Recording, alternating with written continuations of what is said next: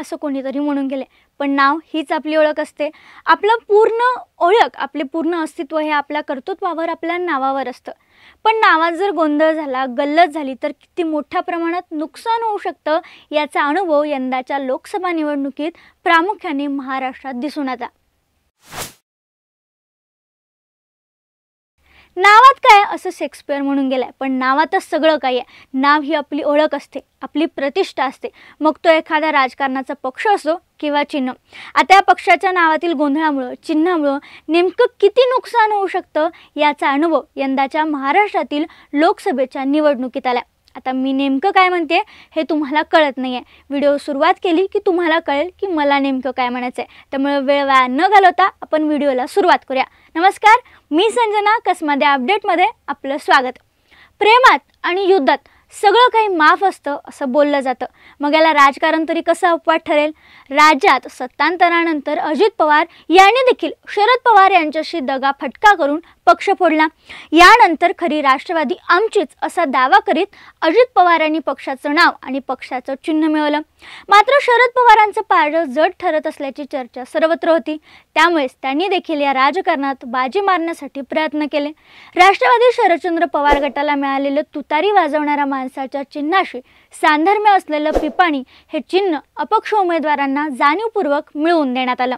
त्यामुळे मतविभाजनाला मोठा फायदा झाला। राज्यात शरद पवार गटाचे 10 पैकी 8 उमेदवार निवडून आलेत। यातील पराभूत झालेल्या 2 उमेदवारांपैकी सातारा येथे शशिकांत शिंदे यांना याच पिपाणी पक्षाच्या अपक्ष उमेदवारामुळे पराभव पत्करावा लागला। मतदारांच्या समोर असलेल्या चिन्हाच्या साधर्म्यामुळे मतांचं विभाजन झाले। तुतारी वाजवणारा माणूस हे शरद पवार गटाचं चिन्ह होतं, मात्र निवडणूक आयोगाकडून अपक्ष उमेदवारांना पिपाणी हे चिन्ह वाटप झालं। पिपाणी असताना देखील विरोधकांनी त्याचा प्रचार तुतारी असा केला, त्यामुळे मतदारांची दिशाभूल झाली आणि तुतारी म्हणजेच शरद पवार गट असं समजून अनेक ठिकाणी मतदान झालं। ज्या अपक्ष उमेदवारांना कोणी ओळखतही नव्हतं, त्यांचा राजकीय जीवनाशी काही एक संपर्क नसताना त्यांनी लाखभर मतं मिळवलीत। केवळ पक्ष चिन्हातील साधर्म्य याला कारणीभूत ठरले। दिंडोरी लोकसभा मतदारसंघात देखील भास्कर बगरे हे शरद पवार गटाचे अधिकृत उमेदवार होते। त्यांची तुतारी वाजवणारा माणूस हे चिन्ह होतं। अशा वेळी विरोधकांनी त्यांच्या नावाशी मिळतं जुळतं असलेलं बाळू बगरे या 3री पर्यंतचं शिक्षण घेतलेल्या व्यक्तीचा शोध घेत त्यांना अवघ्या 3 दिवसात सर पदवी मिळवून दिली। याशिवाय बाळू बगरे यांना पिपाणी हे चिन्ह देखील मिळालं। या बाळू बगरे यांना दिंडोरी लोकसभा मतदारसंघातून तब्बल 1 लाखाहून अधिक मतं मिळाल्याने मतांचं विभाजन झालं। विरोधकांनी हा डाव टाकला असला तरी भास्कर बगरे हेच निवडणूक जिंकून आलेत। मात्र काही एक संबंध नसताना बाळू बगरेंना लाखभर मतं मिळालेत, त्यामुळे विरोधकांनी जाणीवपूर्वक अपक्ष उमेदवार उभे करून त्यांना पिपाणी हे पक्षचिन्ह देत त्यांचा तुतारी म्हणून प्रचार केल्याचा मोठा फटका शरद पवार गटाला बसला।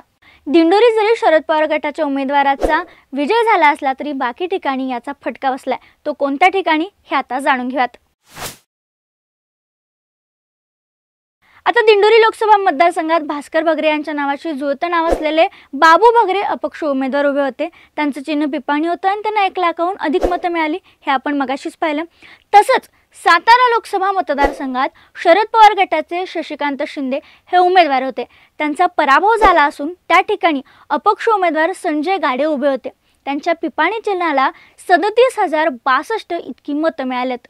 अहमदनगरमध्ये पाहायला गेल्यास अहमदनगरमध्ये निलेश लंके हे विजयी झालेत, मात्र या ठिकाणी अपक्ष म्हणून गोरक्ष आळेकर यांना उभं करण्यात आलं होतं। त्यांना 44,957 इतकी मतं मिळालेत। भिवंडी मतदारसंघात बाळूमामा विजयी झाले असले तरी त्यांच्या विरोधात पिपाणी चिन्हावर अपक्ष म्हणून निवडणूक लढवलेल्या कांचन वखारे यांनी 24,625 मतं मिळवलेत।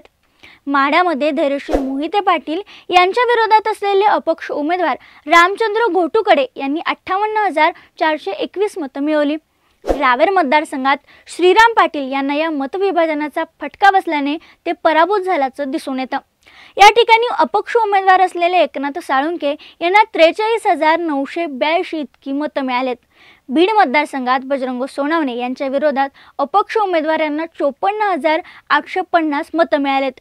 या तुतारी आणि पिपाणी चिन्हामुळे शरदचंद्र पवार गटाच्या उमेदवारांना बराच फटका सहन करावा लागला। काही ठिकाणी विजयी झाले असले तरी काही ठिकाणी उमेदवारांना पराभव स्वीकारावा लागलाय।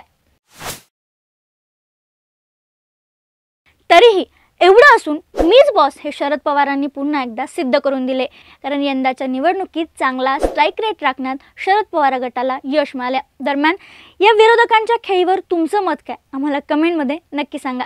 व्हिडिओ आवडला असल्यास लाईक शेअर करायला विसरू नका आणि कसमादे अपडेटला आठवणीनं सबस्क्राईब करा.